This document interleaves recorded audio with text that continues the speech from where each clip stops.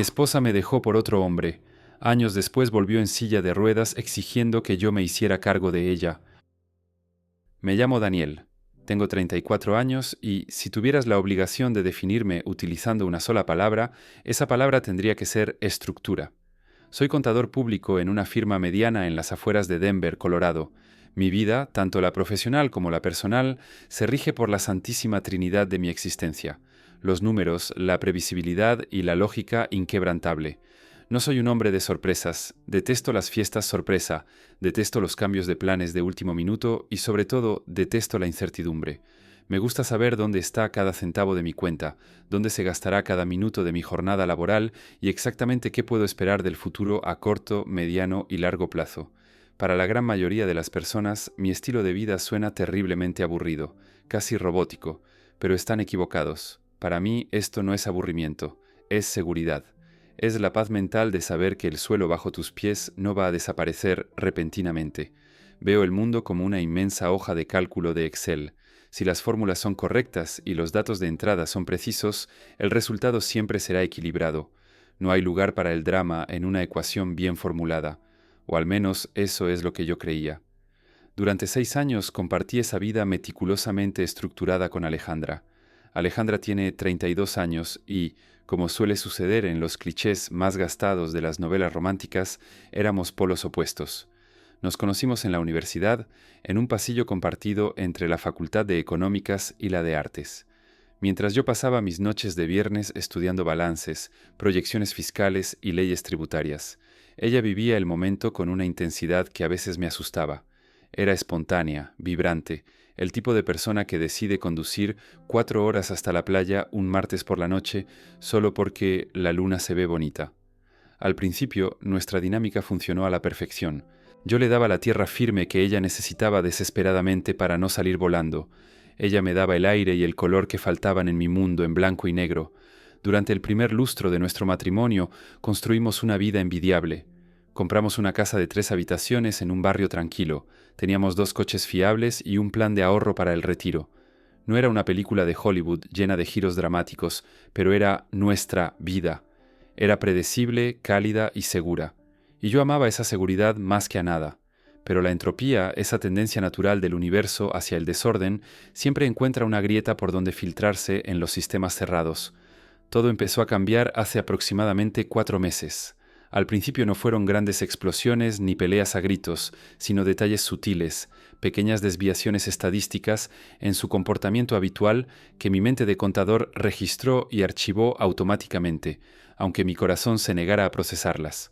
Alejandra, que nunca había mostrado un interés genuino por el deporte más allá de alguna caminata ocasional por el parque, de repente se convirtió en una devota fanática del gimnasio local.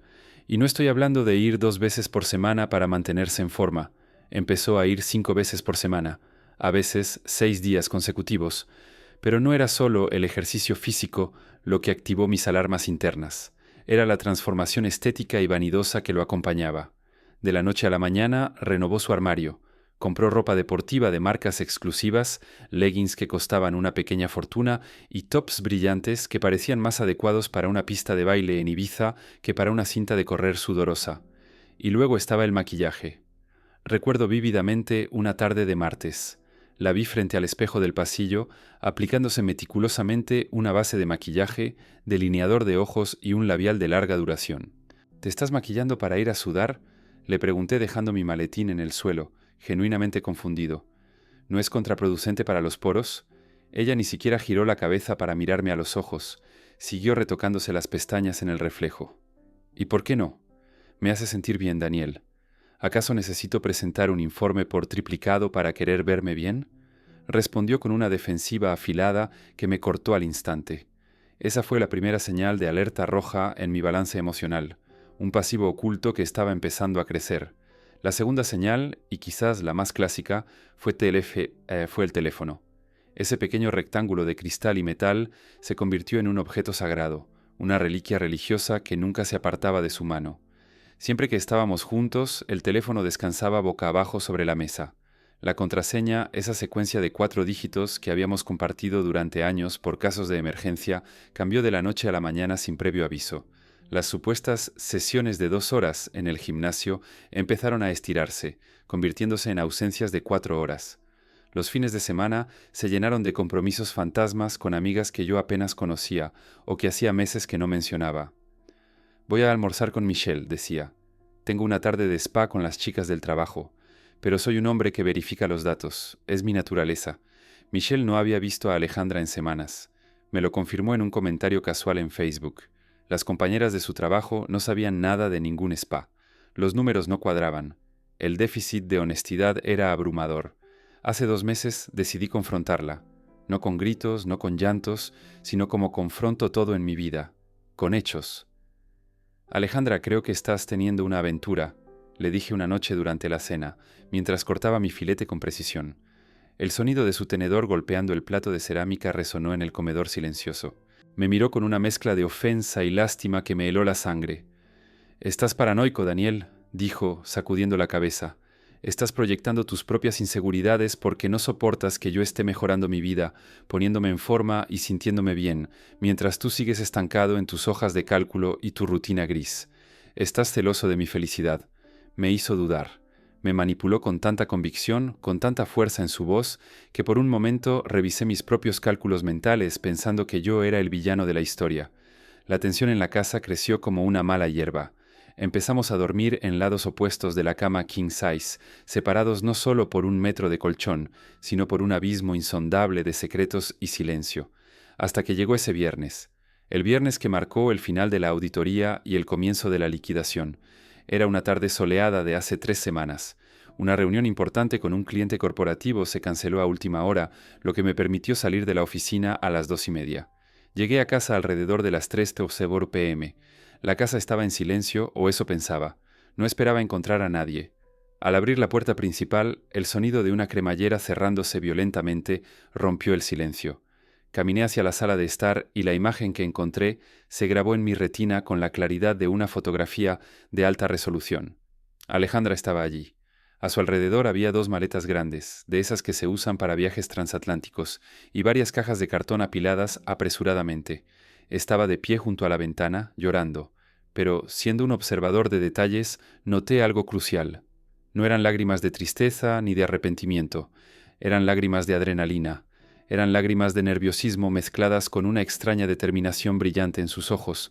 Me quedé parado en el umbral de la entrada, dejando mis llaves en el cuenco de cerámica con un sonido metálico que pareció un disparo en la habitación silenciosa.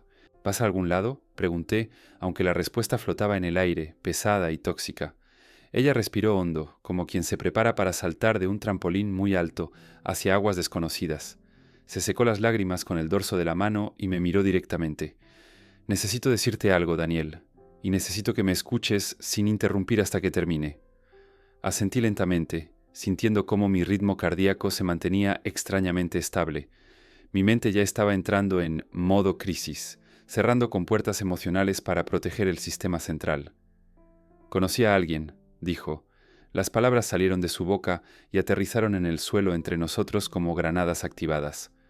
«Lo conocí en el gimnasio. Se llama Javier». Hizo una pausa, esperando una reacción que no le di. «Hemos estado saliendo durante 2 meses», continuó ganando confianza ante mi silencio. «Y no es solo algo físico, Daniel. Es una conexión que nunca he sentido antes. 2 meses. Mis cálculos y sospechas eran correctos. La validación no me dio placer, solo una fría certeza». «¿Y nuestro matrimonio?», pregunté con una voz que sonó más tranquila de lo que yo me sentía. «Nuestro matrimonio está muerto, Daniel», respondió ella con una crueldad innecesaria, como si quisiera hacerme daño para justificar su propia traición. «Lo ha estado por mucho tiempo. Solo manteníamos las apariencias por costumbre, por comodidad. Yo estaba en una relación con un hombre casado con sus rutinas, con su control, no conmigo. Me sentía asfixiada aquí. Me sentía como un mueble más en tu casa perfecta». Dio un paso hacia sus maletas, agarrando el asa con fuerza. «Javier es diferente. Javier me hace sentir viva. Es espontáneo, es apasionado, vive sin miedo al mañana. Es todo lo que tú no eres, y ya no quiero fingir más». «Entiendo», dije. Caminé lentamente hacia la ventana y miré hacia la calle, donde el sol de la tarde iluminaba el césped perfectamente cortado de nuestro jardín. «¿Y ahora qué sigue en tu plan?». «Me voy a vivir con él», declaró levantando la barbilla en un gesto de desafío. Tiene un apartamento tipo loft en el centro de la ciudad, un lugar increíble con paredes de ladrillo y arte moderno. Queremos empezar una vida juntos, sin mentiras, sin escondernos. Me voy hoy mismo. Me giré para mirarla una última vez como mi esposa. En ese preciso momento, algo dentro de mí se rompió, pero no hizo ruido. No hubo explosión. Fue como un interruptor eléctrico que se baja en un cuarto de máquinas. El amor que sentía por ella, la lealtad construida en 6 años, el compromiso de envejecer juntos, todo se seleccionó, se cortó y se movió a la papelera de reciclaje de mi cerebro. «Está bien», dije. Ella parpadeó, visiblemente sorprendida por la falta de resistencia, gritos o súplicas. «¿Está bien?», repitió incrédula. «¿Solo vas a decir «está bien» y dejarme ir?» «Sí», respondí, mirándola a los ojos con la frialdad de un auditor fiscal ante un fraude evidente. «Pero quiero que entiendas algo con absoluta y cristalina claridad, Alejandra. En el momento en que cruces esa puerta con esas maletas, esto se termina, permanentemente. No habrá vuelta atrás». Hice una pausa para asegurarme de que mis palabras penetraran su euforia romántica.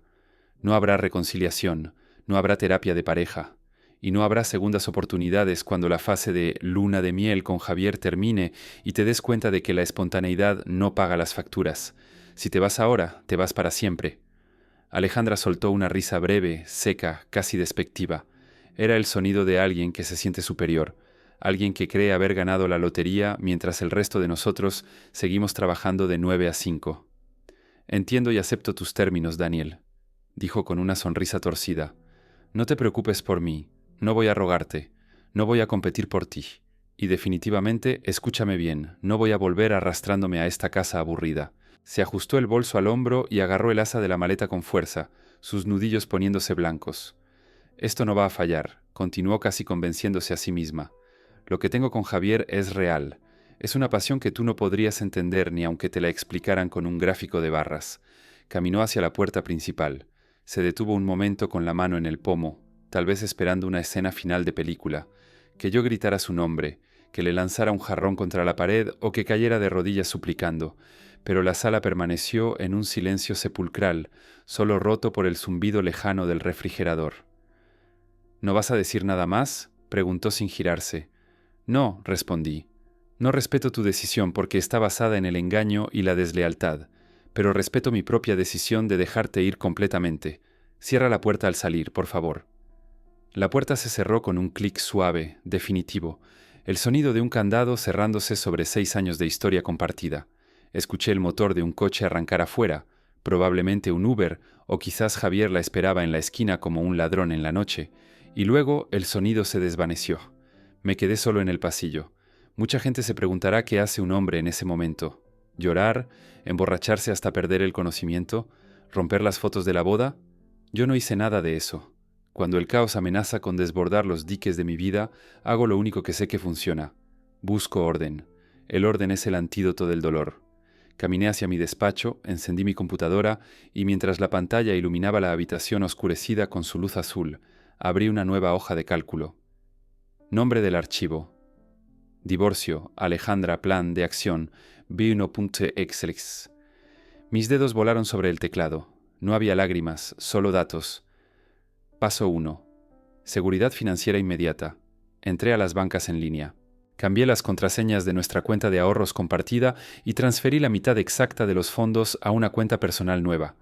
Bloqueé las tarjetas de crédito suplementarias que estaban a su nombre. Si quería vivir la vida loca con Javier, Javier tendría que financiarla. Paso 2. Protección de activos digitales. Cambié las contraseñas de mi correo, mis redes sociales y los servicios de streaming. La desconecté digitalmente de mi existencia en menos de 40 minutos. Paso 3. Legalidad. Escribí un correo a James, un antiguo compañero de universidad que ahora era uno de los abogados de divorcio más despiadados de Denver. Asunto: necesito tus servicios, urgente. Causa: adulterio y abandono de hogar. Paso 4. Inventario físico. Recorrí la casa habitación por habitación, documentando con fotos todo lo que ella había dejado atrás y todo lo que era mío antes del matrimonio. Esa noche dormí solo en el centro de la cama. Fue extraño, sí. El silencio era pesado, casi sólido, pero también era un silencio limpio. No había mentiras flotando en el aire, no había teléfonos escondidos boca abajo. Durante las siguientes 8 semanas ejecuté mi lista metódicamente. James, mi abogado, redactó los papeles iniciales. Enviamos notificaciones. Alejandra no me contactó ni una sola vez. Hubo un silencio de radio total de su parte. En mi mente imaginaba su vida. Cenas en restaurantes caros, noches de pasión en ese famoso loft del centro, risas despreocupadas. Imaginaba que era feliz. Imaginaba que no pensaba en mí en absoluto. Y yo, poco a poco, empezaba a procesar mi nueva realidad. Me apunté a un club de ajedrez los jueves. Empecé a cocinar recetas nuevas solo para mí. La herida estaba allí, latente, pero cauterizada por la rutina. Hasta que llegó la noche del martes, la noche que rompió la estadística.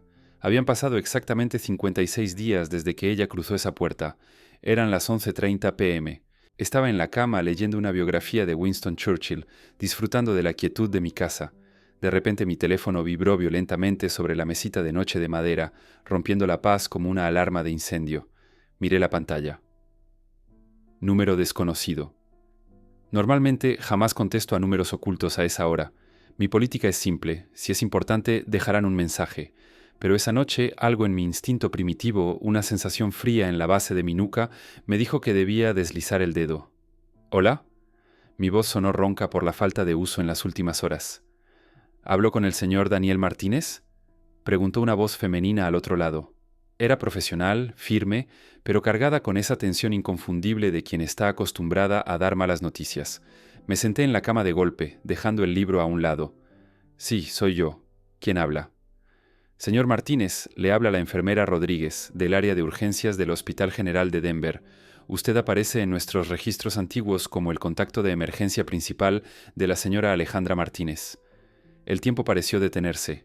El apellido Martínez sonó extraño en sus labios, un eco de un pasado que yo ya estaba intentando borrar.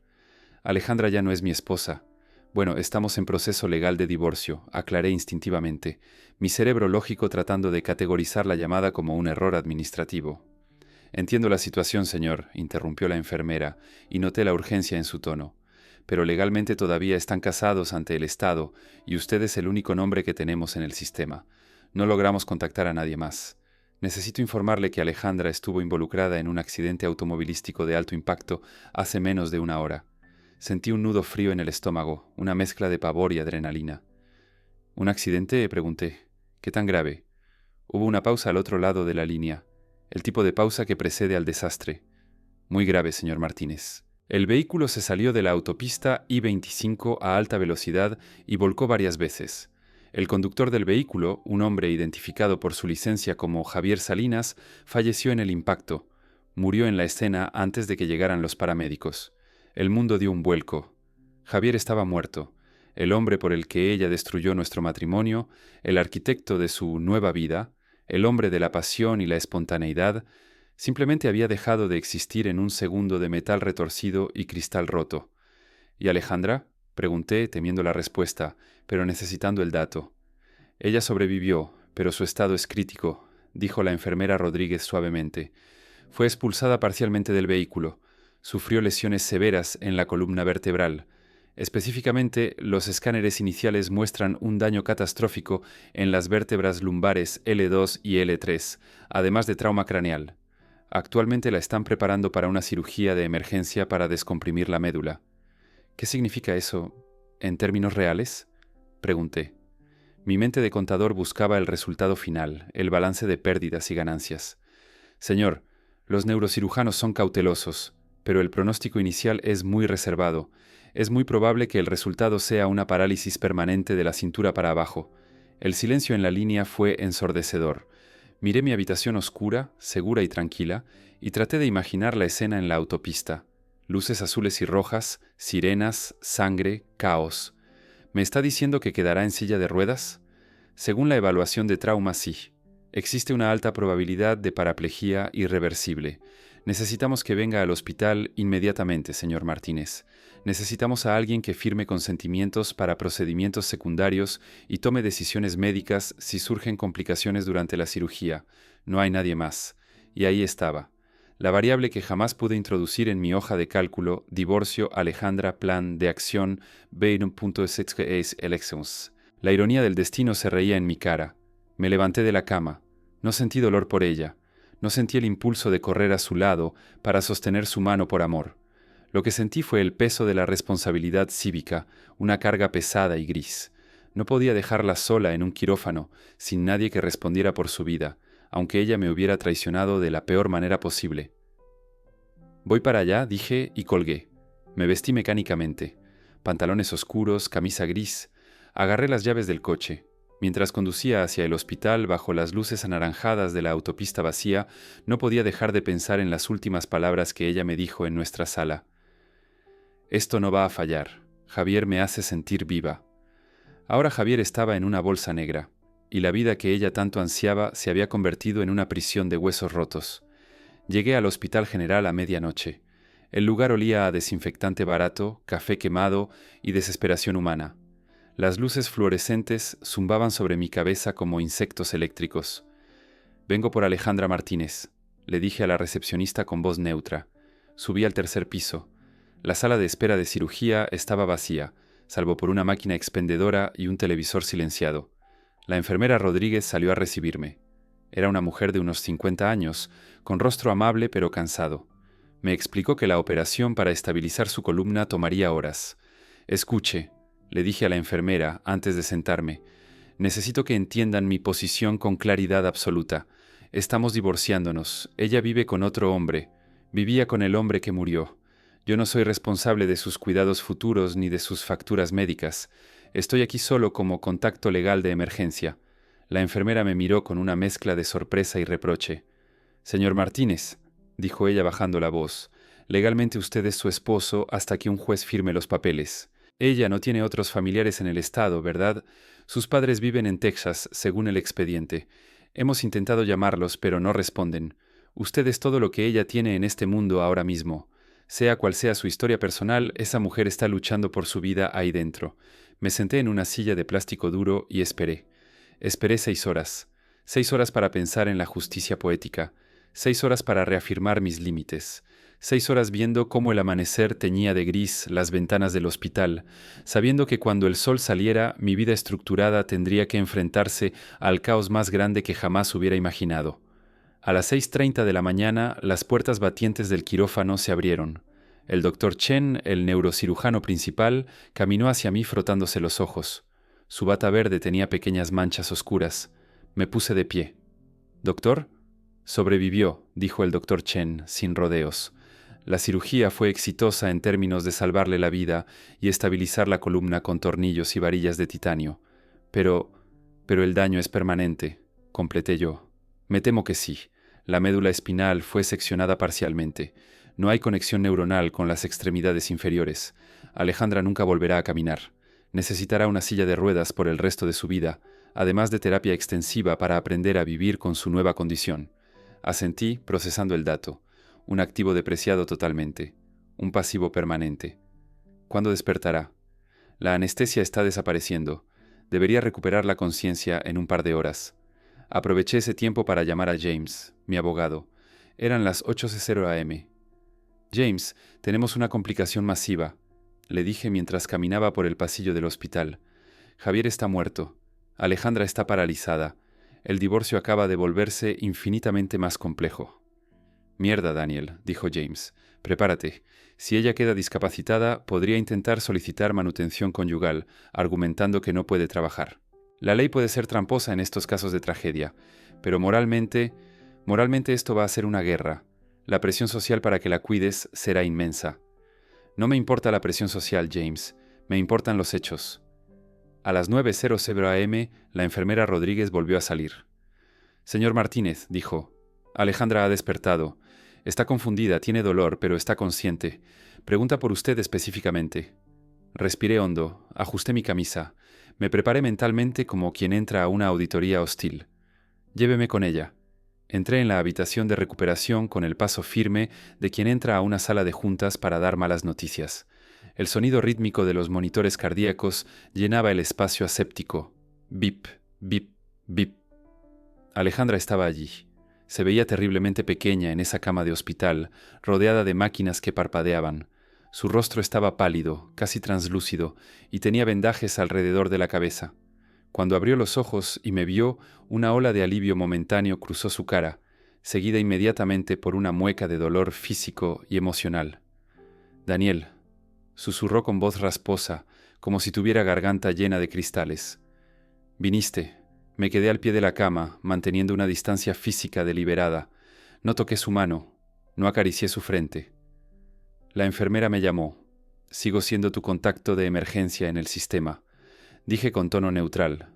Sus ojos se llenaron de lágrimas al instante. «Javier está muerto. Me lo dijeron antes de la cirugía», sollozó. «Todo pasó tan rápido, Daniel. Las luces, el ruido del metal». «Lo sé», respondí. «Lamento esa pérdida, Alejandra. De verdad, nadie merece morir así». Ella intentó moverse, pero su cuerpo no respondió de la cintura para abajo. El pánico brilló en sus ojos. «No puedo sentir mis piernas. Trato de moverlas y es como si no existieran. El doctor dice que nunca volveré a caminar, que voy a necesitar una silla de ruedas para siempre». El doctor Chen me informó lo mismo. «Es una situación catastrófica».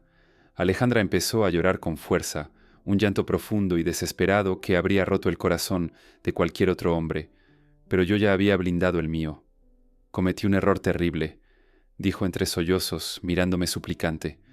«Un error estúpido que no puedo deshacer, Javier. Javier no era quien yo pensaba. Vivir con él no fue el paraíso que imaginé. Era egoísta, impulsivo. Discutíamos todo el tiempo. Iba a llamarte, Daniel. Te lo juro. Iba a pedirte perdón». Me mantuve en silencio. No iba a ofrecerle consuelo basado en mentiras. «Daniel, mírame», continuó estirando una mano temblorosa hacia mí. «Estoy sola, estoy rota. El hombre por el que te dejé está muerto. Quiero volver a casa. Necesito volver a nuestra vida. Necesito que me cuides. Por favor, perdóname. Olvidemos los últimos 2 meses». Suspiré profundamente. Acerqué una silla de metal y me senté, pero no tomé su mano. Me incliné hacia adelante, cruzando los dedos. «Alejandra, escúchame muy cuidadosamente, porque necesito que entiendas esto a la primera. No voy a cuidarte. No vamos a reconciliarnos. No voy a ser tu enfermero, ni tu chofer, ni tu plan de respaldo». Ella dejó de llorar por un segundo, aturdida por la franqueza brutal de mis palabras. «Pero estoy paralizada. No puedo valerme por mí misma. Soy tu esposa. Eres mi esposa en un papel que está a punto de ser anulado. Hace 56 días saliste por esa puerta voluntariamente. Me dijiste que nuestro matrimonio estaba muerto. Me dijiste que amabas a otro hombre. Empacaste tus maletas y te fuiste. Fue un error, ya lo admití. ¿No tienes corazón? Tengo memorias de Alejandra. Si tú estuvieras sana hoy, estarías desayunando con Javier en su loft, y yo ni siquiera existiría para ti. Solo existo ahora porque me necesitas como recurso logístico, y me niego a ser usado. Los errores tienen consecuencias. Tú tomaste una decisión cuando estabas fuerte. Yo respeto esa decisión. El hecho de que ahora estés rota no cambia el pasado. Me levanté para irme. Sentí que la auditoría había terminado. El balance estaba claro.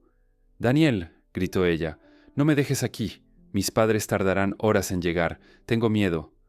Caminé hacia la puerta. Mi mano tocó el pomo metálico frío. Sentí una extraña vibración en el metal, como electricidad estática, pero mucho más intensa. «Adiós, Alejandra», dije sin girarme. Giré el pomo, pero la puerta no se abrió. El pomo giró, pero en lugar de un clic mecánico escuché un sonido húmedo. Glup. Me detuve. El sonido de los monitores cardíacos a mi espalda cambió. Ya no era bip, bip, bip. Ahora sonaba como una caja registradora antigua. Chaching, chaching, chaching. «El cálculo está mal, Daniel», dijo la voz de Alejandra, pero no era su voz. Sonaba distorsionada, grave, como si viniera de debajo del agua o a través de un teléfono roto. Me giré lentamente, sintiendo cómo el vello de mi nuca se erizaba. La habitación del hospital estaba cambiando. Las paredes blancas y asépticas empezaron a derretirse, goteando como cera caliente, revelando debajo una estructura de rejilla negra y verde como las líneas de una hoja de Excel infinita.